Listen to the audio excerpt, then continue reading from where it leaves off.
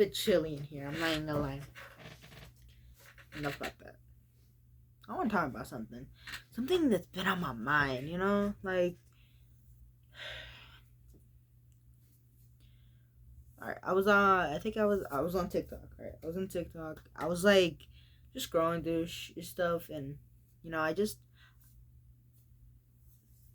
this guy tells a story about how he designed something that had a hate symbol about it, and I kind of want to. He talked a lot about, of course, about the story, but he talked a lot about what he did after realizing what the hate symbol was. I won't mention much of the story, but you know, throughout. Sorry, I had hair in my mouth, but throughout the story, he talked about missing social cues, like not knowing when he was saying something that made other people uncomfortable, or just like I said, just missing social cues, just you know. And it got me thinking. I did almost the exact same thing.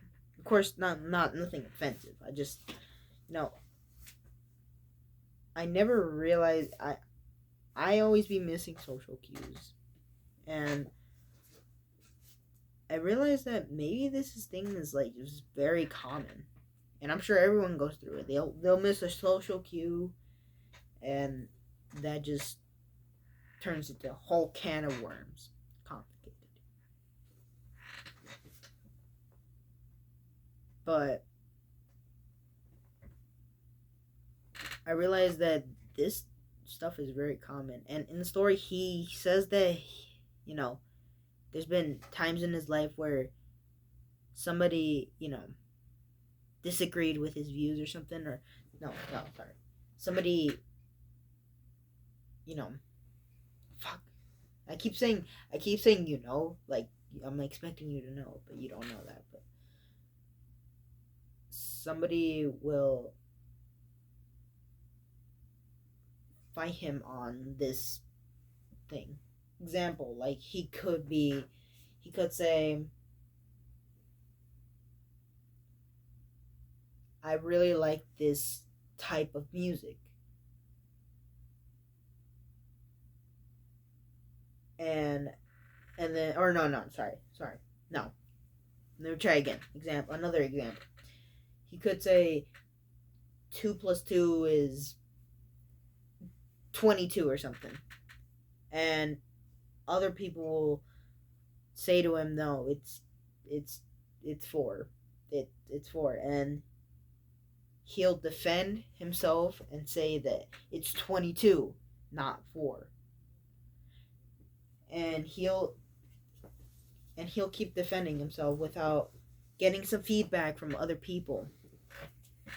And when he designed this thing with the hate symbol, instead of by the way, it was a ring. He designed a ring with a hate symbol on it. Instead of getting feedback from other people, and even after people started literally backing away from him, started saying that they don't, they just they saw the ring and they were like, nope, nope, nope, nope, I don't want any part of this. Instead of taking that feedback and doing something with it, like changing the design, making another ring, or just selling the ring, or doing something else, he kept defending the ring, and that in turn literally caused his ex fiance to have to leave him because she couldn't defend something. She couldn't defend him anymore, and she felt like she was being forced to wear something she didn't want to wear. He realized that all those social cues, he didn't take them. He kept defending himself, thinking that he was not going crazy, but everyone else is, and he thought it was just a normal ring. And, you know, instead of trying to change it, he just kept it and kept like trying to think it's a normal ring. And then when somebody finally just told him what it was, or when he went to a professional that told him what it was, he was finally like, oh, and I realized that I think this stuff is really common. I don't know if it is, but it feels common. But there's also another part of that story that I forgot to mention. Like, he himself didn't see the hate symbol, but everyone else did.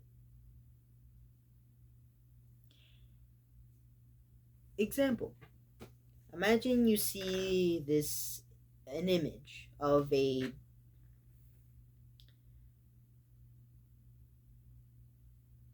animal or an optical illusion.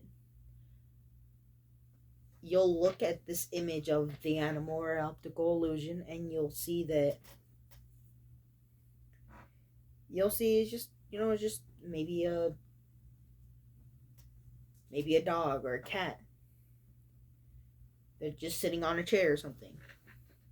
But then you look closely at the image, and you see that the um the cat is in a the cat, the way it's sitting is he's it looks like a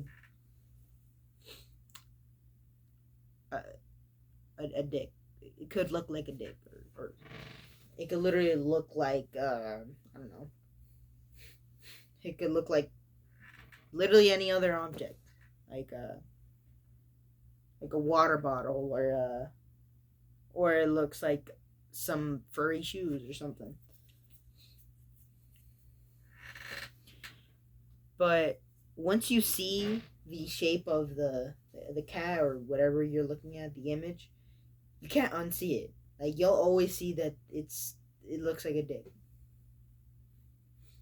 And then it also happens with audio. Like, it also happens when you hear something.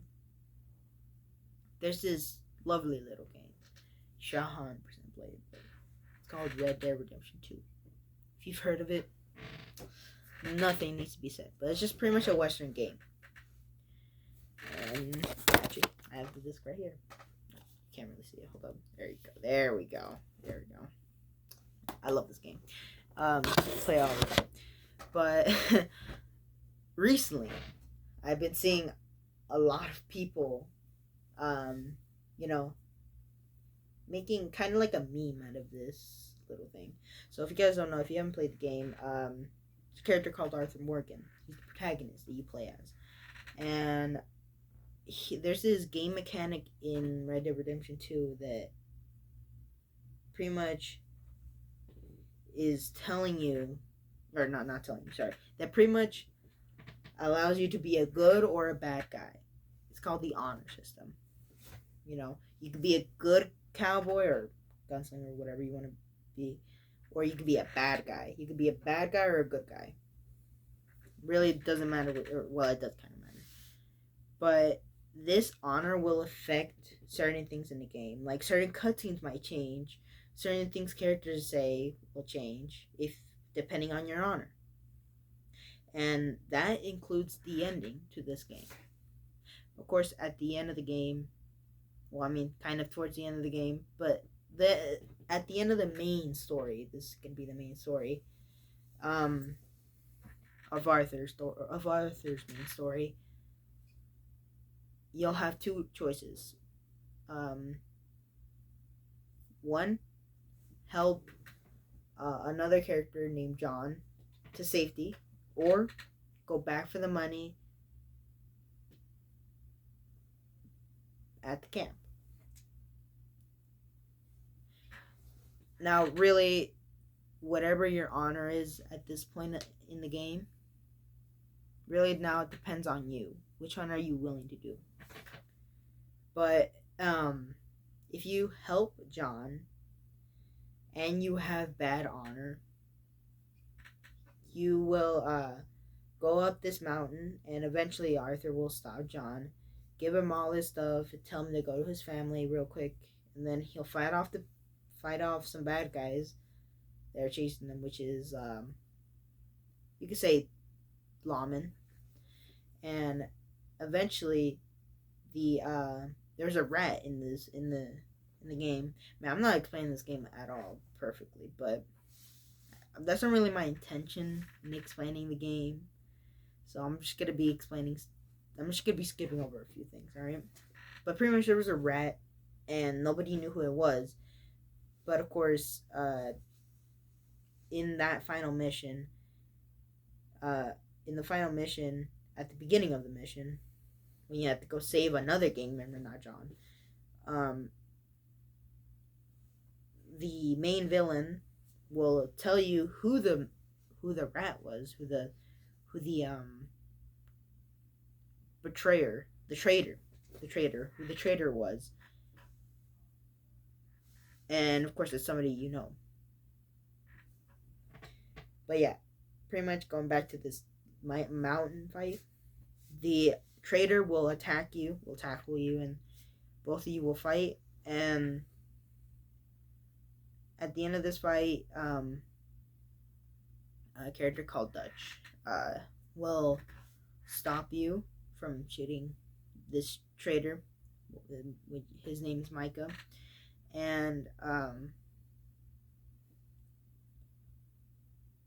and Arthur is able to eventually convince Dutch that Micah was the traitor. And two things happen depending on your honor. If you have good honor, Micah will just simply leave you to die, and Dutch also leaves you to die. And Arthur will crawl to the edge of this mountain, and he'll watch this rising sun. And the game will end with you dying from TB, which he gets during the main story. And he also gets diagnosed during the main story, so yeah, it's not just unknown; it's known that he has a disease. But yeah, and then we have the second ending, the bad ending. If you have bad honor, Micah will approach Arthur, and he'll grab his gun and aim it at Arthur. And this is where the meme kind of takes place. He'll say, "You're not better than me, Morgan," and Arthur will say, "Whatever you say, fool." And then Michael will say, "Damn you," and Arthur says, "Damn us both," and then he'll shoot Arthur. I'm explaining the story way too much. I think I got a little sidetracked, but pretty much what you can't unhear is in that scene, when he says "damn us both," it kind of sounds like Arthur is saying "tennis boat." There's just certain things you can't unsee, unhear, and I'm trying to relate this to what the guy was saying. Like, the guy couldn't see that this was a hate symbol. The design of this ring was a hate symbol. And everyone else can see it was a hate symbol because they couldn't unsee the design. But yeah, I mean, just how it is. But he also talks about change, or not change, but redemption in a way. And thankfully, this game is all about redemption. I want to talk about that a little bit. And yes, I might as well, make some correlations. I might as well bring in more Red Dead, right? Man, I'm into some some games, huh? Anyways, but during the main story, and not for now on, I'm just gonna be explaining it like you guys know what Red Dead is. Like, I'm not gonna be explaining the entire thing and introducing new characters. Yeah, fuck that. I'm not trying to do that. But during the main story, Arthur helps the Downs family, and there is. I think these are separate missions. I think these are separate missions. No, no, no, wait, no. It's just one full mission. But for this first half of this mission, you go and save a the Downs son. There's I should probably explain a little bit. Downs family. The Downs family is just was this family of three. They of course the wife, they had an husband and the son. And during the main story, Arthur, of course, most of you know, he goes to the husband, Thomas Downs, trying to collect the debt from him. And during beating him up, Thomas Downs, coughs in Arthur's face, giving him TB. And later on, Thomas Downs dies, and, well, the wife has to turn to prostitution to sustain her life, to sustain her and her son. And later in the story, like, they move to, I think, Ansburg, and the son takes a mining job, and the wife continues with prostitution.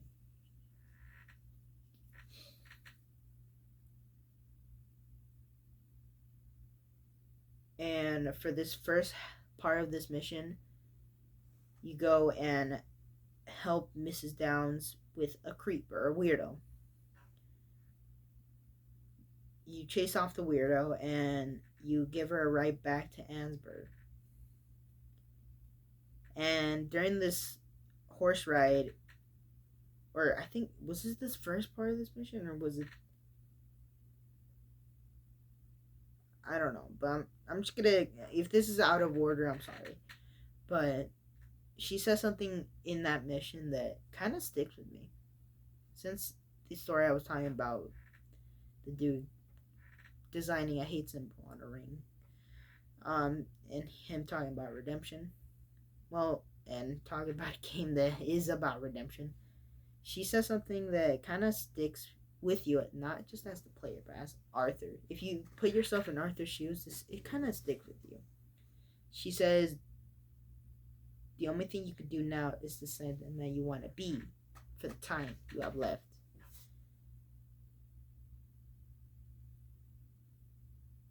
And that kind of sticks with you as the player, because it shows that sometimes there's no redemption. You can't redeem yourself. You can't, you can't have a redemption arc, Now it's just about, deciding who you want to be. Do you want to be a bad guy? Or do you want to be a good guy? You want to stay as a bad guy? You want to stay as a good guy? Really, it's up to you to choose what you want. And you as the player, you get to choose for Arthur. What are you willing to do?